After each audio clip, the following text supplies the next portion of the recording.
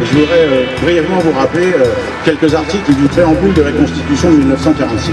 Dans l'article 5 de ce préambule, il est dit « Chacun a le devoir de travailler et le droit d'obtenir un emploi ». Dans l'article 10, il est dit « La nation assure à l'individu et à la famille les conditions nécessaires à leur développement ». Et enfin, dans l'article 11, et là les choses se gâtent, elle garantit à tous, notamment à l'enfant, à la mère et aux vieux travailleurs, la protection de la santé, la sécurité matérielle, le repos et les loisirs.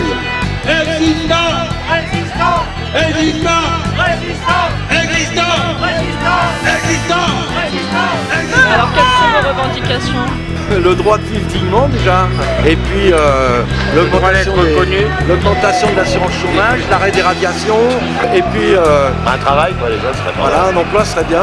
Pour payer son logement, pouvoir se nourrir, s'habiller, pouvoir élever ses enfants, un emploi décent, correctement rémunéré. Les autres orateurs l'ont dit avant moi, mais Emmanuel Macron a trouvé une façon fort originelle de lutter contre le chômage, c'est-à-dire qu'il faudrait lutter contre le chômage en se battant contre les chômeurs. Tout ça, pourquoi? Pour nous appauvrir, pour nous contrôler, pour faire en sorte qu'il y ait des dispositifs et des mesures qui nous soumettent tous les jours un peu plus davantage. Il faut bien sûr avoir une utilité sociale qui existe, avoir un emploi, un travail pour satisfaire aux besoins non satisfaits en matière de santé, dans l'éducation, mais on ne peut pas se faire à n'importe quel prix. Il faut des garanties pour que les gens vivent décemment.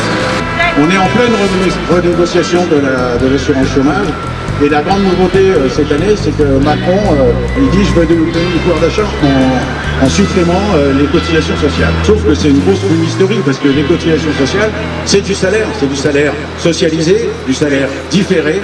Il faut rappeler quelque chose quand même qui est important, c'est que quand on veut s'attaquer au droit général des salariés, on commence toujours par ceux qui se retrouvent sans emploi et qui sont plus fragiles et qui ont moins de défense. On entend beaucoup parler de chômage, mais on entend de plus en plus parler de précarité. Le nombre de contrats qui sont, même pas au mois, même pas à la semaine, mais à la journée, prend des proportions incroyables.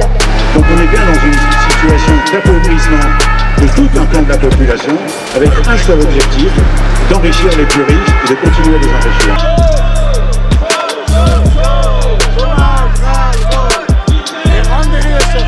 C'est la crise pour les mêmes, toujours, pour nous, pour les salariés, pour les retraités, pour les étudiants, pour les chômeurs, et c'est pas la crise pour les possédants. Je suis désolé, mais je ne veux pas être empereur.